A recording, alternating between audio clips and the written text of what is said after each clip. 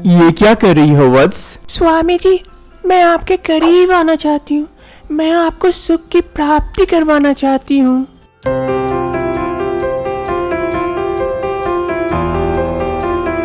अब तक आपने देखा कि स्वामी जी किस तरह अपनी ढोंग की नाटक कर अपनी मकसद को पूरा करते आए हैं और अपनी अपार संपत्ति बनाते आए हैं। अब आगे रात के 12 बजे स्वामी जी अपने गृह कक्ष में इंतजार करते हैं। तभी रीना दूध का ग्लास लेकर आती है। ये दूध पी लीजिए। ये दूध किस लिए वत्स? ये ना आपकी शक्ति को और ज्यादा बढ़ाएगा। बाबा को ताकत की कोई जरूरत नहीं है, बाबा के पास बहुत ताकत है। इसमें मैं हल्दी मिला के लाई हूँ। ये आपकी इच्छा को और ज्यादा जागृत करेगा। अच्छा, लाओ मैं पी लेता हूँ अभी। आखिर ये लड़की कौन है और यहाँ तक कैसे पहुँची, आइए जानते हैं। प्रणाम स्वामी जी। खुश रहो वत्स, बोलो तुम्हें क्या समस्या है? मुझे कोई समस्या नहीं है स्वामी जी। मैं बस आपके भक्ति में लीन होना चाहती हूँ। मैं आपके पास रह के आपकी सेवा करना चाहती हूँ स्वामी जी। ये तो अच्छी बात है। मैंने सुना है कि आपकी जो भी सेवा करते हैं उसे मोक्ष की प्राप्ति होती है, उसका मन शांत हो जाता है। तुमने सही सुना है वत्स। मेरी सेवा में जो भी आता है उसे मोक्ष की प्राप्ति होती है, उसे शांति मिलती है, इस दुनिया का ज्ञान मिलता है।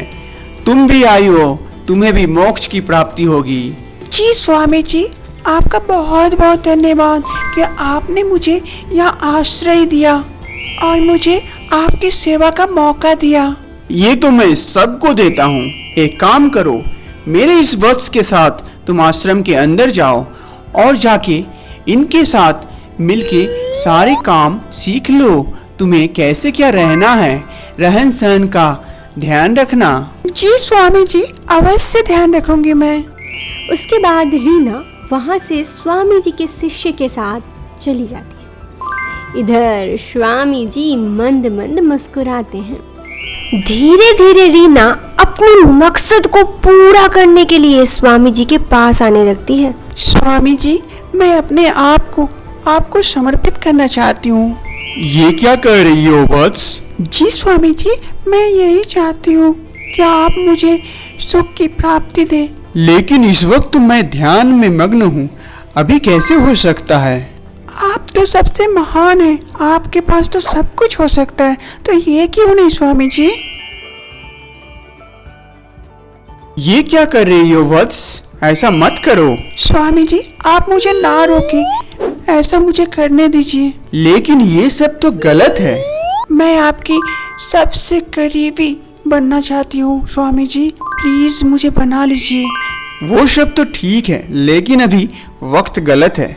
कोई देख लेगा तो क्या समझेगा कि मैं एक पाखंडी बाबा हूँ। एक काम करना, आज रात 12 बजे के बाद मेरे गृह कक्ष में आना। मैं वहाँ तुम्हारी हर इच्छा को पूरा करूँगा। ठीक है स्वामी जी, जैसी आपकी इच्छा। स्वामी जी के गृह कक्ष में रात को ये दूध पी लीजिए। और दूध पीते ही स्वामी जी वहीं पे बेहोश हो जाते हैं। तब बाबा, तेरा तो खेल खत्म, अब मेरा खेल शुरू। अब तू मेरी चाल में फंस चुका है, कुछ नहीं कर सकता। अब जैसा मैं चाहूंगी वैसा ही होगा। अब हर रोज रात को यही होता है। वो रात को स्वामी जी को दूध पिलाती है जिसमें कुछ मिला होता है और सुबह उठते ही स्वामी जी को कुछ याद नहीं रहता। इस तरह वो स्वामी जी का विश्वास जीत लेती है।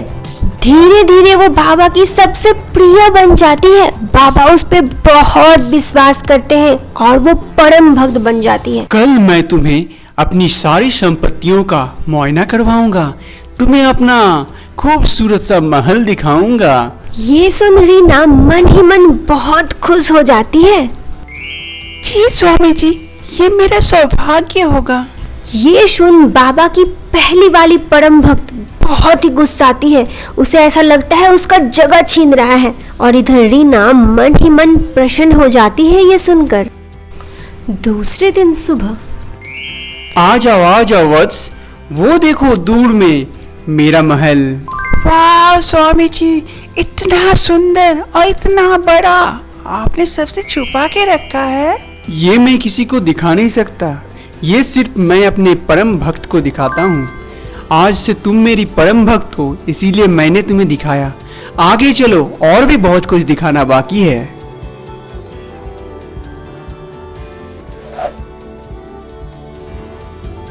ये देखो मेरा महल अंदर से कितना खूबसूरत दिखता है। सही कहा स्वामी जी, बहुत ही खूबसूरत है। ये तो किसी राजमहल से कम नहीं है। आगे चलो, और तुम्हारे लिए बहुत कुछ है। वो देखोगी तो तुम्हारा मन मुग्ध हो जाएगा। फिर वो दोनों आगे की ओर बढ़ने लगते हैं। स्वामी जी, इस बड़े से दरवाजे के अंदर क्या है? इसी दरवाजे के अंदर मेरा सब कुछ है। चलो दिखाते हैं आज बाबा ने क्या कमाया इतने दिनों से।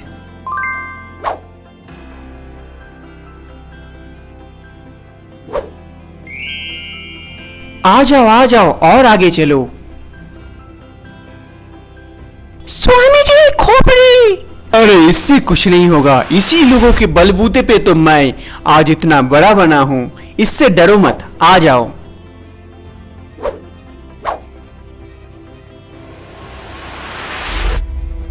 ये देखो मेरी कमाई, मेरी इतनी सालों की तपस्या का फल ये है।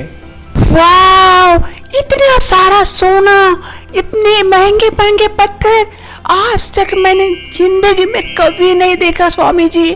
आज मैं देख के मुझे विश्वास नहीं हो रहा है कि वाकई ये सच है।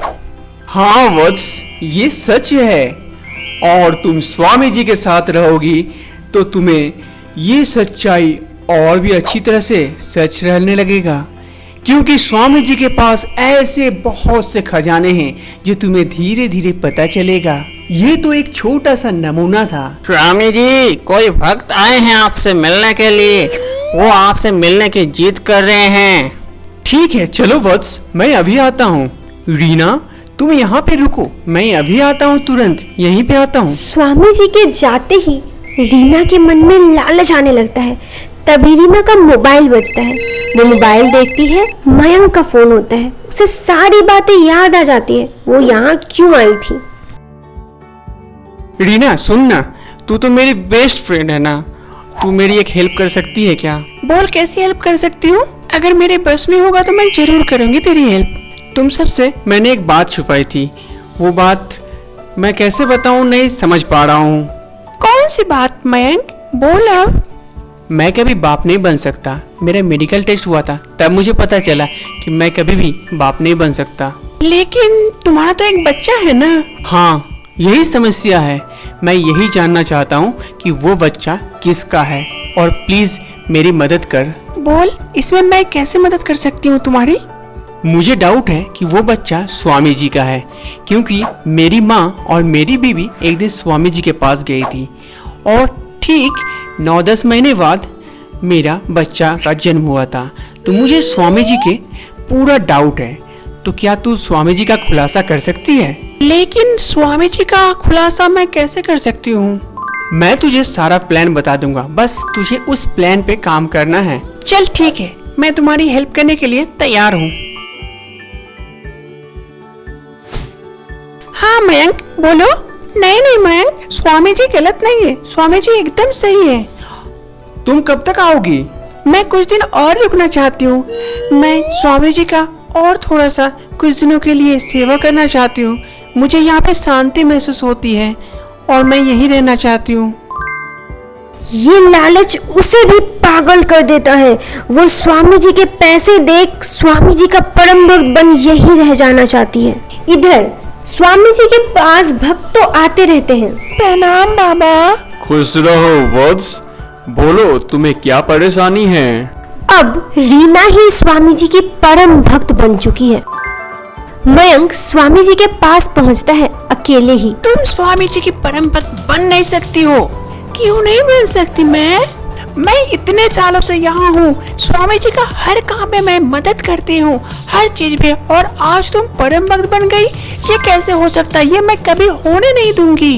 तुम कुछ नहीं कर सकती। मैं परम भक्त हूँ और मैं परम भक्त बनी रहूंगी। तुमको जो करना है कर लो। अब देख लो मैं क्या करती हूँ, उसके बाद तुम्हें पता चलेगा कौन है परम भक्त। ठीक है, जो करना है कर लो। फिर रीना वहाँ से चली जाती है।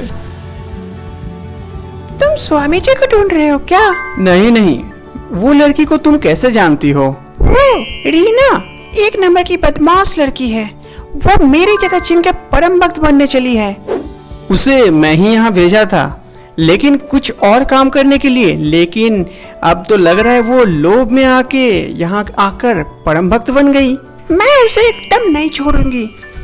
अगर तुम मेरा साथ दो तो मैं तुम्हें परम भक्त क्या स्वामी जी की जगह पर बैठा सकता हूँ, अगर तुम चाहो तो। क्या? ऐसे कैसे हो सकता है? हाँ, उसके लिए तुम्हें भी कुछ करना पड़ेगा। मुझे क्या करना होगा? तुम्हें मुझे स्वामी जी का सारा सच्चाई बताना होगा। ठीक है, मैं स्वामी जी का सारा सच्चाई बताने के लिए तैयार हूँ। वो एक पाखंडी स्वामी है और वो सबको लूट लूट के पैसा बना के वो अपनी एक खजाना बनाए हैं बहुत बड़ा। और मैं सारी चीज़ों का डिटेल में मैं तुमसे बता सकती हूँ, लेकिन स्वामी जी के जगह पर मैं ही बैठूंगी, ऐसा तुम्हें करना पड़ेगा। क्या मयंक स्वामी जी की सच्चाई सामने ला पाएगा? क्या परम भक्त स्वामी जी की जगह ले पाएगी? जानने के लिए स्वामी जी भाग चढ़कर इंतजार करें।